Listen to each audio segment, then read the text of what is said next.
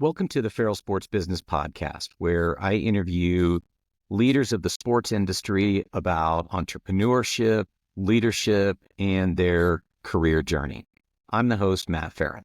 On this week's episode, we're going to go on campus to get a view from a professor who teaches advertising and digital marketing and PR and just has a constant line at his door from students who want to work in sports. My guest this week cut his teeth at the agency world, is doing consulting now, was involved in the Olympics in Salt Lake in 2002, worked in sports marketing for McDonald's, and now is the assistant clinical professor at the University of Illinois, which explains my Illini hat a little bit as well.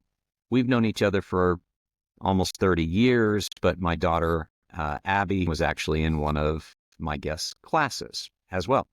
And she played wheelchair basketball there, so I have a great connection to the Illini program in the University of Illinois. This week's guest, Steve Raquel.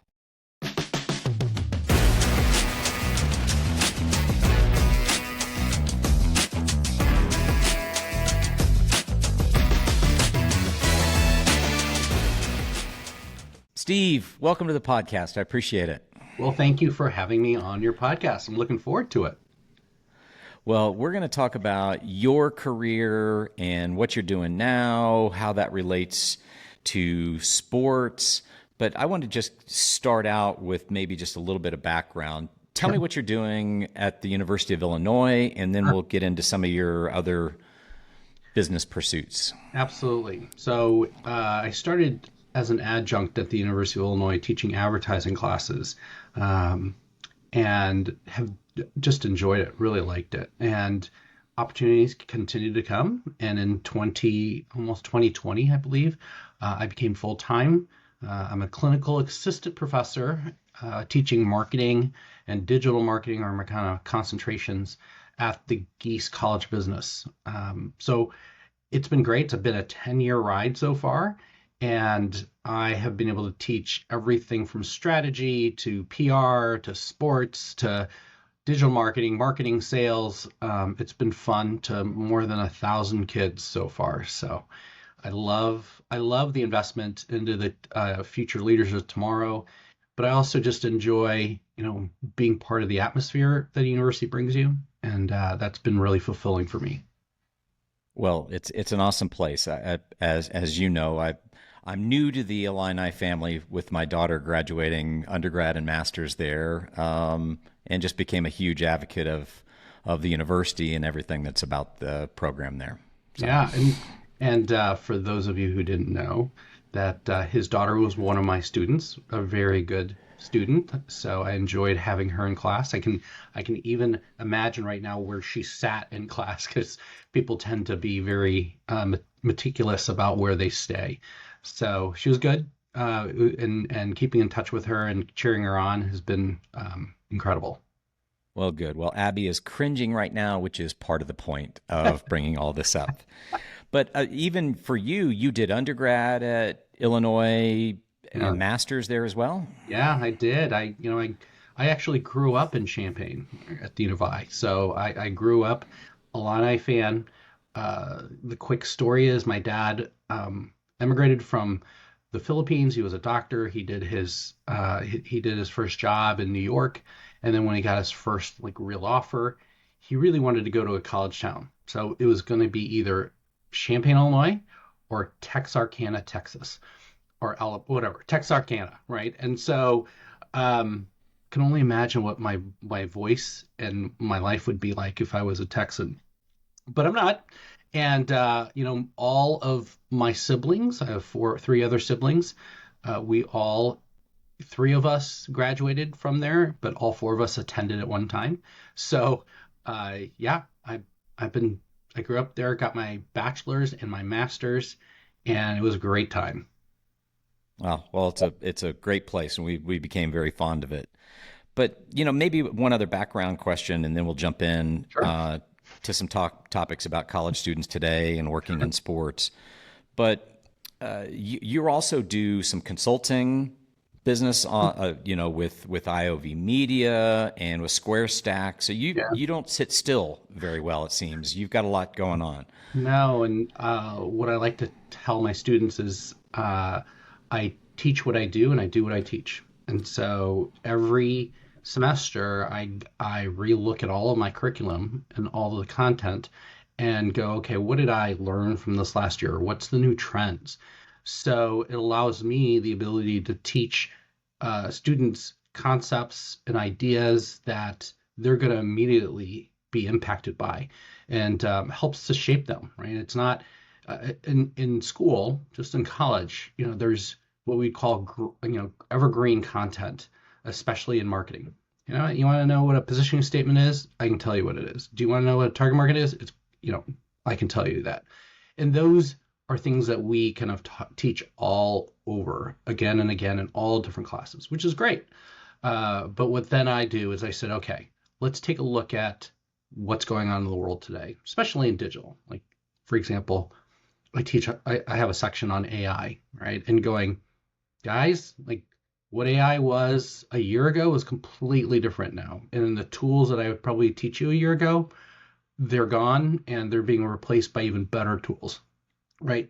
So that's the great part for me is I can use those experiences and my knowledge to be able to apply that to the students so that when they transition or when they're interviewing, that they're much more equipped to be able to handle kind of the new things going on in the world. It's I think it's the perfect way just to shape your teaching and your experiences and stay sharp. And I want to go to the very beginning of your career because now it's becoming a little full circle, Yeah. close to the beginning of where you and I first crossed paths is, the Salt Lake Olympics in 2002. Olympics coming back to Salt Lake in 2034. Oh. That was that really the first sports role for you, or No, it wasn't. So my parlay into sports really came out of college. I really wanted to be in sports, but it was really hard to do. And it's the same today. Like, if you want to get sports experience, you basically have to give away your time, right? You gotta gain experience and then network. And I really, one, couldn't afford to do that. I was about to get married at the time. Uh, but I started working at an agency and which I served on the McDonald's account in point of sale.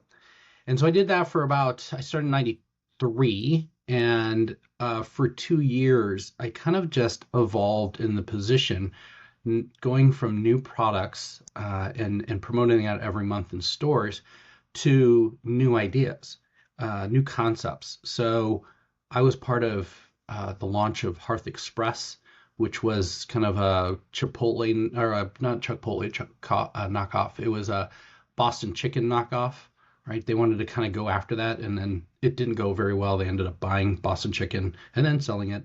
But that got me into events. And then I, my activity in events then led me into McDonald's becoming a worldwide sponsor at the 96 Olympics.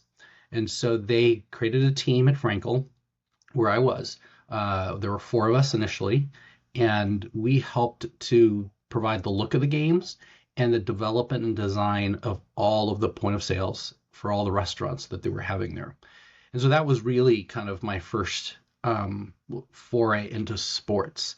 And from that point on, because of the job that I did in 96, is that, what I went, here's an opportunity. I should take it. And I really aligned myself well with the sports marketing team at McDonald's. And they started to see the value of sports in the store. And so I would start for other things that they were sponsoring. So for example, World Cup back in 90, I think it was it 96, 98? I don't remember what it was. I think, but whenever the World Cup was back in the mid 90s, I helped develop window clings that were customizable to any country in the world that McDonald's had. And so I did that. I was in charge of all of their conventions in the sports area, so I started building relationships there. And luckily, I just worked my butt off. And the head of the department, Jackie Woodward, who I love to death, somebody had told me that, hey, 2002 is coming along, and they need marketing people, or they need account people. You should go and try out for it. Okay. There were about 800 people who tried out for 4 spots. 800 people. And from my recollection, I wasn't told this directly, is that my supporters over at McDonald's called up John Krimsky at the time and said, "Hey, you need to hire Steve. Like I know we'll lose him. I know he can't be on our account, but I think he'd be a perfect fit." And it was great. That was the kind of like bump I needed to jump into Salt Lake. And I thought personally that my wife and I were going to go into live to Colorado Springs. We were ready. We like found houses and we had friends and we're all that. And then they said, Steve, you're pretty self-sufficient. We're going to move you to Salt Lake City. So I did the commute for the 3 years or so that we were on it. So that's kind of how we got Salt Lake. And, Salt Lake was a blast, and from there I went to McDonald's came back and said, "Hey, we want you to work for us in the sports marketing department." So I did, right? And then I had a couple of, other stops and doing some great sports stuff at Allstate, including Allstate 400, the kicking contest, which we still see on Saturdays, which is awesome. And State Farm, and working on a whole bunch of stuff for State Farm.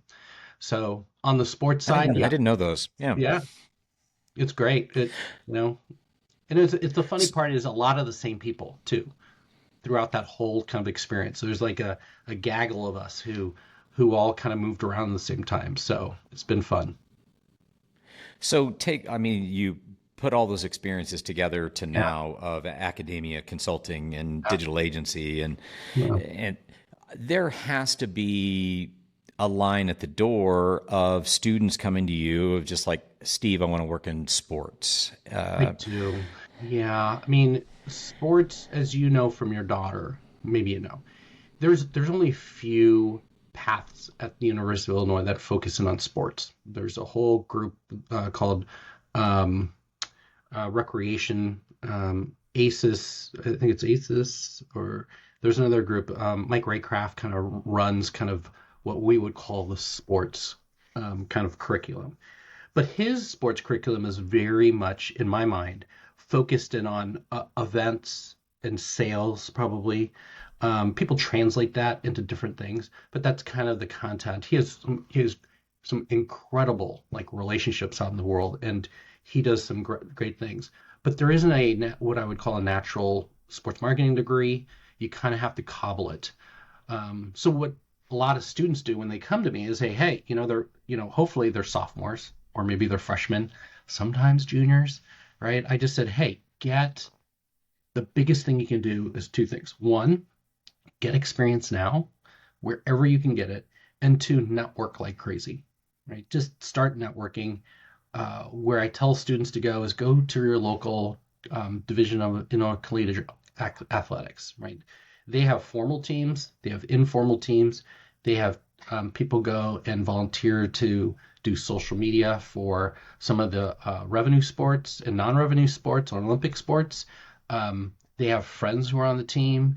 There are those type of things that they can do. And so I get a lot, because of my network, I get a lot of different groups, both sports and non-sports, who are looking for good people too for their internships.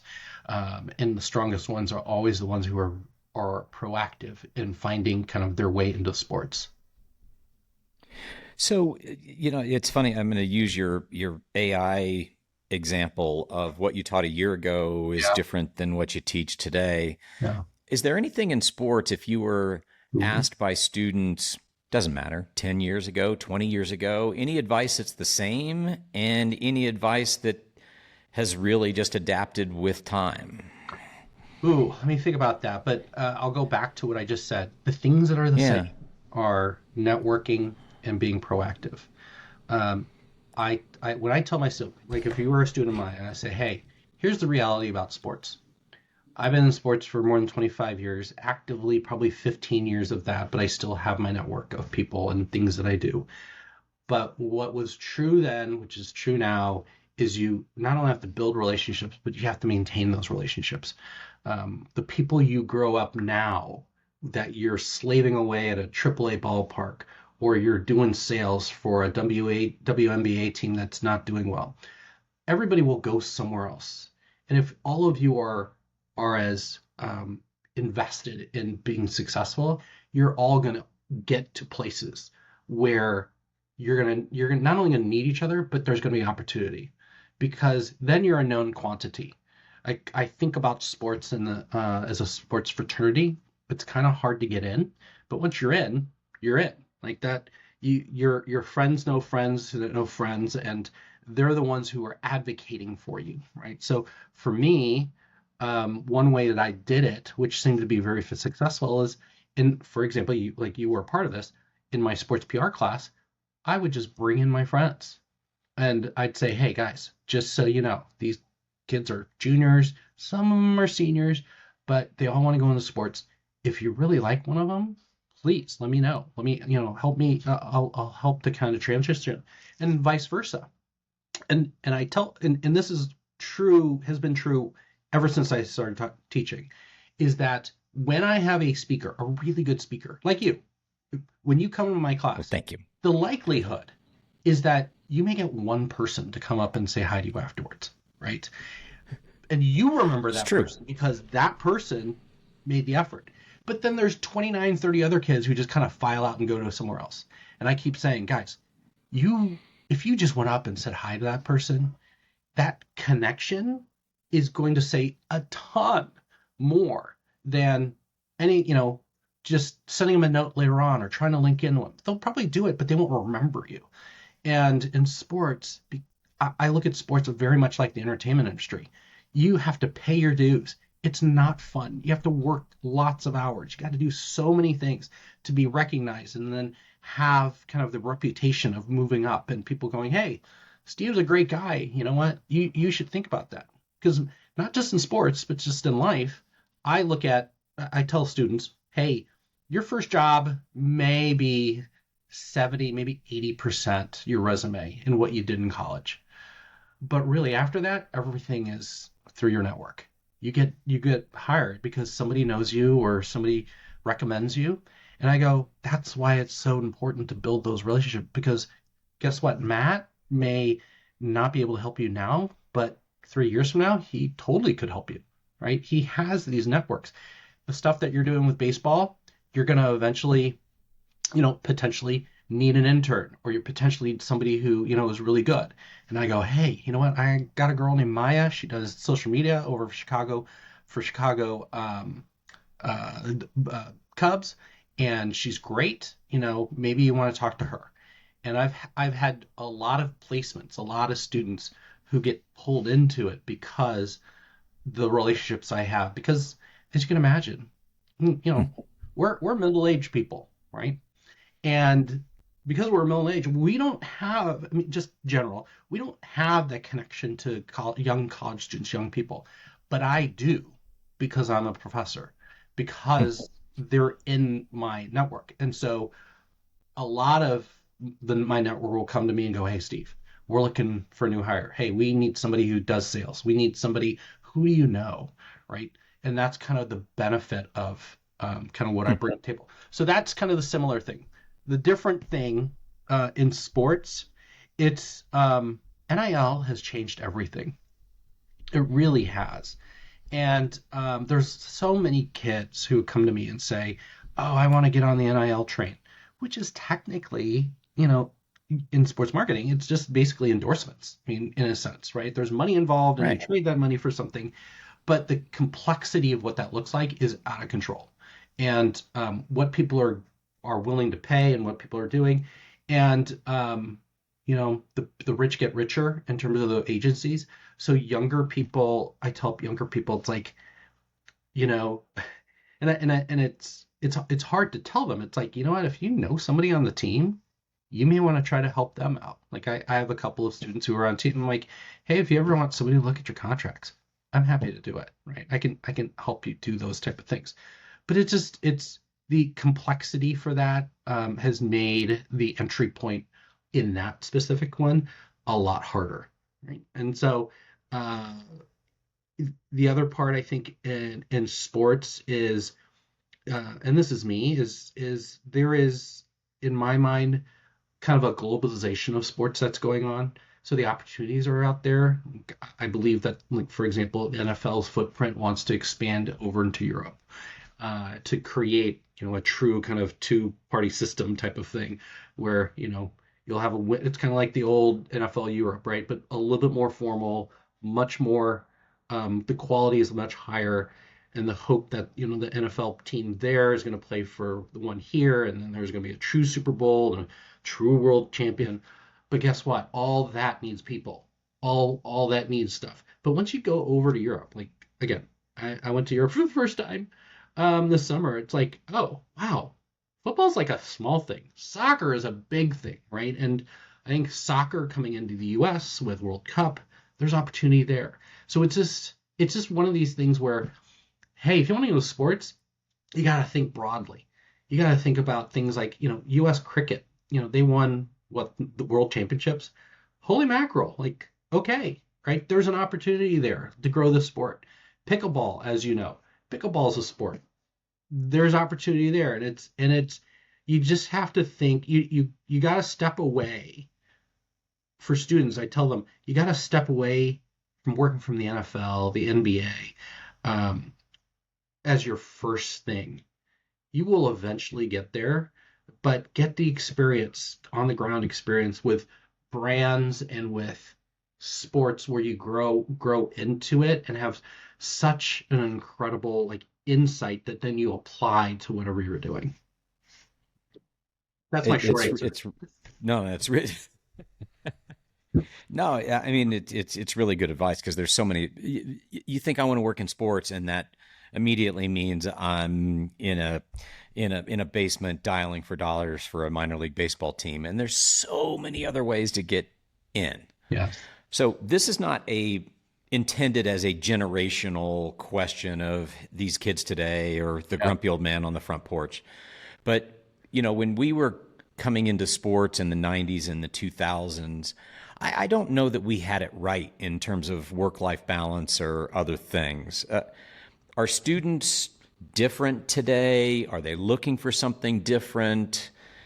And it's not a right or wrong question of just how's the expectation of getting into sports changed, or has it? It kind of depends on the student, and I don't tell many people, and for the 1.5 million people who listen to your podcast, I'm going to sell a revelation. Um, I teach in two different colleges, right? The students of each of them are really different. Right? My advertising students, I love them to death, still have great relationships with them, but they were in a sense like more like, hey, I'm loving life, I'm enjoying stuff, and the jobs that they get, it takes them a while to get, but they're so socially, that in a sense, I think a little bit more socially adaptable that they succeed in that respect. My business students are kind of cut to be competitive. And so they're while the advertising students are using my network and being connected with me in that way, my business students have been kind of burned and etched in their soul. You got to get a job. Let's get you in a suit. Let's get you interviewing. Steve's class is a means to an end to get a job, right? And it's not bad. It's just they're motivated in a different way. And so the students today, I think, are products of kind of where they are and what the environment kind of supports them to do. I see. So, for example, the ones who are in the recreation and sport, they are all about sport. The networks that Mike has to help them get jobs in sports is so much better than mine or in advertising. So that plays a part. But again, it's a little bit like sport in that, you know what, we have a draft every year, right? And some of those people are going to be superstars. Some of them are going to go to the G League. Some of them are going to just walk away. And so uh, that's going to be Good the case, comparison. right? And so the best thing that I try to do in any situation is prepare them for what to expect, both in terms of knowledge and then also in how to work the things that aren't teachable, if that makes sense.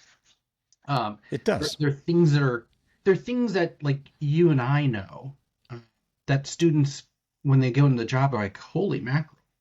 And I'll give you a really good story here that I got from my daughter. We were having a conversation a couple weeks ago, and my daughter works for Google. She's one of those. She's a geese kid, marketing, top of her class, total A person, A type person. Went to Google, and she said, "Dad, my first like 6 months sucked. Like she goes, I was in the perfect job, and it sucked." And it mimicked mine. My first 6 months at Frankel were horrible. And she said, when I talk to students, well, let me rephrase. The reason she told me that is that she's mentoring somebody else who was having the exact same experience, and she was trying to give her some advice. And her advice goes, you know what, your first job, if it ends up sucking, that's okay. That should be the expectation. She goes, but the thing that I learned is that in your first job, they you're supposed to just do your job. You don't the word that she said is you don't study to get it right.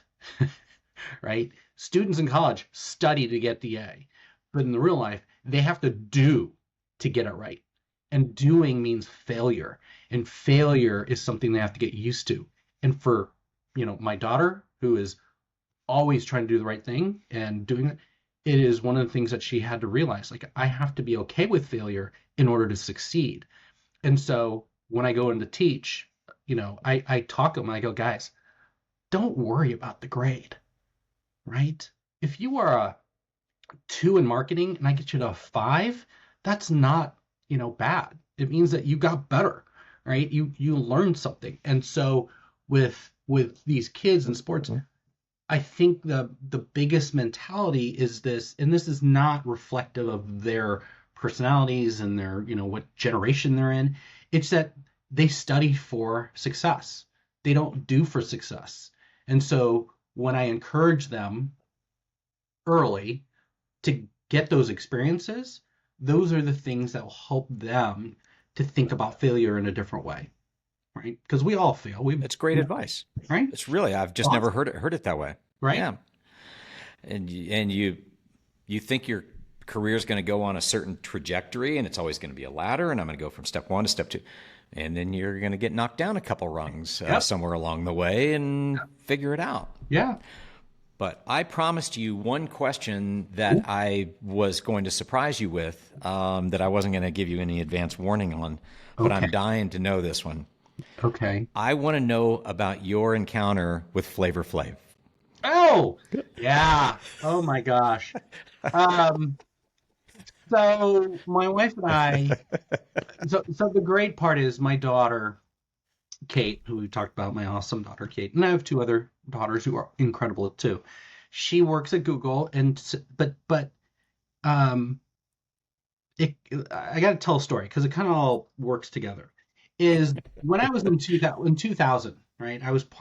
Because I worked for the Olympic Committee, I was part of the official delegation, which afforded me the ability to buy a ring, right? To buy a team ring. And I bought the smallest one, Jim Grice let me buy it, and I had it on my finger. Well, my daughter has always wanted to work for the Olympics, and when she went off to college, she was like rummaging through my stuff, and my Olympic ring is there. She goes, "Dad, can I have your Olympic ring?" And I said, "Sure." Does it fit? Sure. So she has worn it since college, and from that point, she has just said, "Hey, I really want to work at ultimately, she's like, I really want to work 28 in LA. That's kind of my dream. Work for the games, kind of like how you worked for the games." So I'm like, not something that I had ever encouraged for my kids, but she wants to do it. I go, "Hey, if you're gonna do that, you gotta work a You got to work some Olympics. So be a volunteer in France. And so because she's bilingual, she was able to do it. And out of all the jobs that she applied for water polo. Um, and she got it. And she became the team liaison to Team Australia. And so that what that means is she goes on the buses, she answers all their questions, she's the interpreter to all the things that are going on and just make sure that they're taken care of. Well, she did that on purpose because I told you about my other two daughters. My other two daughters also play water polo. They both play in the college level, and some of their coaches in the past are Maggie Steffens, Amanda Longan, um, and a number of other of those Olympic players. So it was kind of a natural thing. And it was great for Kate because she was immediately able to make connections with the American team. Um, and, in this whole time in the spring, all of a sudden, Flavor Flav comes into play and says, hey, I'm going to back them up. I'm going to give them money. I'm going to support them. Crazy. And the really only tickets that we got for the Olympics when we went over there to see Kate was water polo. Honestly, it was just to see Kate. And we went to go see the Olympic team. And crazy enough, in that I met Flavor Flav formally once, but I saw Flavor Flav. But here's the story: I'm sitting in there watching the U.S. team beat up on somebody. I don't remember what it was. And all of a sudden, I look. There's a rustling over on the left-hand side, and all of a sudden, all these people come in, and a group of 3 or 4 people go up almost to on my level to the left, and I look over them and I go to my wife. I go, I think I know that person, and she goes, who it is? And I go, I think that's Jill Biden. And she goes, what? And I go, yeah, I think that's Joe Biden. And remember, when I landed in France, Joe Biden had just dropped out, pretty much, right? It was right after the debate. And so I'm going, that's really weird. Jill Biden's there. And I think she was with either her daughter or Emhoff's daughter. I don't remember. It was just, there was enough people. Anyway, so we're just sitting there. I'm like, oh, that's weird. Nobody notices her except for like me and a couple other people. So I'm kind of always looking over there. And then another dust up starts happening in that corner. And all of a sudden, all these people come in, and Flavor Flav comes in, and he's like, all right, doing his thing. And I'm like, honey, I'm going down there. I'm going down there. Because that's this type of person. I'm not too far. I'm like 2 doors down. So I go in there, and I was able to get a great video, which is great, of him just celebrating. But then he took off. Go to the next game. We're coming in, and I have the pleasure of knowing the communications manager for USA Water Polo. I've known him for years. And I came up to him and I'm like, hey, he was escorting Flavor Flav, and he was being interviewed by actually KTLA, right? I think that's LA's one. And That's LA. they were kind of doing this promo with him, and they were taking time, and I go, hey dude, can I take a picture with him? He goes, yeah, just wait until afterwards. So just waited a couple minutes. He was done. I'm like, hey, Flav, take a picture, get in here. Took it, and then, he's off to the races. Like, my friend just said, hey, he only has picture time for one person. Boom. But he was great. He really is kind of an amazing person. Just the way that he's invested so much into the team. And my hope, I've talked to people from that, my hope is that more sports celebrities come out of the work to do the same. Because Flavor Flav backed it up. He gave him, I think, I don't know how much money. He gave money to help people pay for things. He showed up to support them. I think there was somebody else who did that for the rugby team. So you and I live in the Olympic world, right? We know NGBs are not, outside of maybe 2 of them, are not very cash rich, right? And the athletes are struggling. And if you don't know this, is you make the Olympic team. Before that, you could be Team USA, but before that, there's all this other stuff. So there's not really kind of this, place where everybody is, where then you can support that. There's a run up to it. So I applaud Flavor Flav. I think it's great. I hope more people do it too. I loved it. I mean, there were, and this is no criticism at all. Yeah. Some stars were there for the photo op. Yeah. Clearly, that guy's invested, literally, figuratively, and so he came out kind of really winning people over, including me. So No, absolutely. I'm trying to find a picture really quickly that I have. If you have, so here's a picture of him. Like that's how close I was. That's what he was doing. Um, well, Steve, awesome stuff. I yeah. want any of your social accounts. Where could people find you or Uh, your business? Shameless plug time. yeah, shameless plug. You know what? Honestly, LinkedIn is the best place to kind of follow me. I do have a TikTok account. It tends to be much more lighthearted. Uh, but how funny can a 50-some-year-old person be on TikTok? I don't know. But find me on LinkedIn, S. Raquel. Want to connect with me, say, hey, I heard the podcast and would love to connect with you. We're happy to do that. Again, I'm protective of my network because I know if you're in my network, you have access to my network.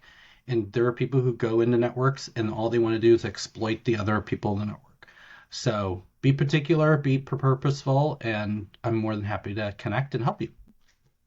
Steve, you're awesome. Thanks for the time on this, and love the Flavor Flav story. Oh, So yeah, absolutely. Hopefully I'll see him in LA. you guys are tight. Yeah. Thanks, Steve. All right. See ya.